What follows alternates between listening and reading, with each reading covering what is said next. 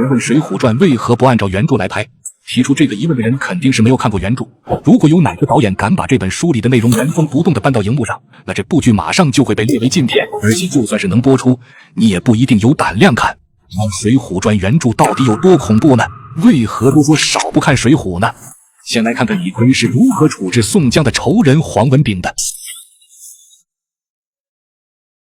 原文中写道：李逵便把尖刀先从腿上割起，剪好的就当面炭火上置来下酒，割一块掷一块，无片时割了黄文炳。也就是说，李逵活剐了黄文炳，而剐下来的肉茎还被他烤着吃了，一边烤一边吃。没一会儿功夫，黄文炳大腿上的肉就割没了。这画面想想都让人毛骨悚然。但你以为这样就完了吗？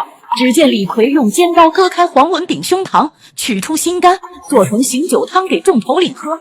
李逵这一连串的操作已经不是简单的复仇了，而是一场充满仪式感的虐杀。作为梁山天杀星，李逵做这些事的时候是没有任何的罪恶感的，在整个过程中他都表现得极为兴奋和自然，仿佛这是一件再为平常不过的事情。再看他是怎么对待李鬼的。李逵拔出腰刀，便去李鬼腿上割下2块肉来，把些水洗净了，灶里扒些炭火来便烧，一面烧一面吃，吃得饱了，把李鬼的尸首拖放屋下，放了把火。如此看来，吃人这种行为已经被李逵当成了一种癖好，只要有人惹到他，他就以吃对方的肉作为泄愤，而泄愤的同时正好充饥。要知道李逵在吃李鬼时还盛了一碗大米饭，随后一口米一口肉，硬是给干成了盖浇饭，吃的那叫一个香。相比于原著，影视剧中的李逵往往被描绘成憨厚粗直的形象，没有提及他吃人肉的情节。显然编剧淡化了他的嗜杀本性，但这种改编也是必要的。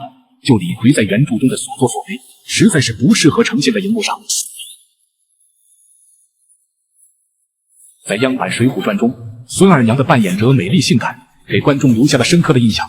然而原著中的孙二娘可没有这么写，眉横杀气，眼露凶光，鹿轴般蠢笨腰肢，棒槌似桑皮手脚。这是原文对她的体态描述，可以说毫无女性的特征。再联系一下她的人肉馒头，活脱脱的一个女魔头形象。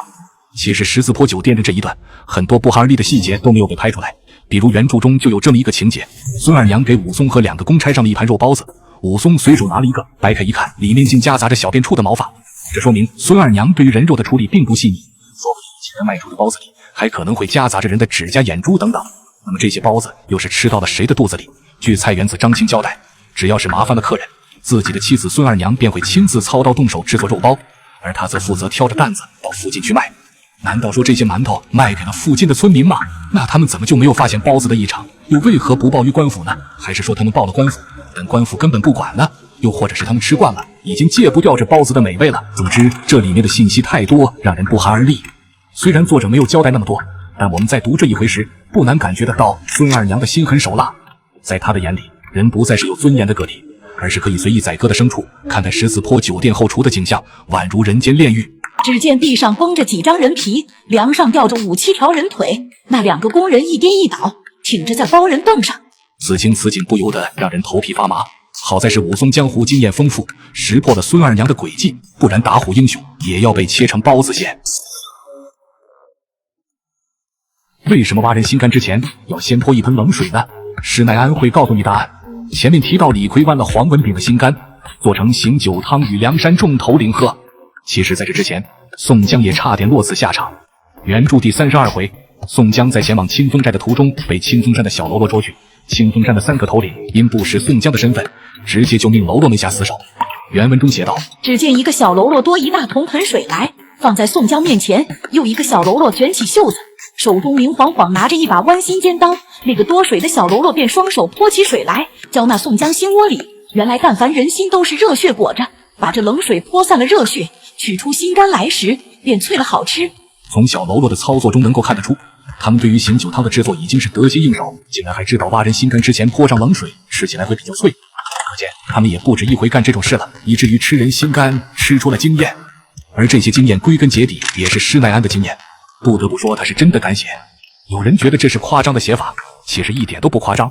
难道你们没有听说过一子而食吗？这个现象在古代闹饥荒或者战乱时经常发生，一些历史文献里也有记载。而《水浒传》中这些血腥暴力乃至于漠视生命的情节，也正是对当时社会的残酷以及黑暗的真实反应。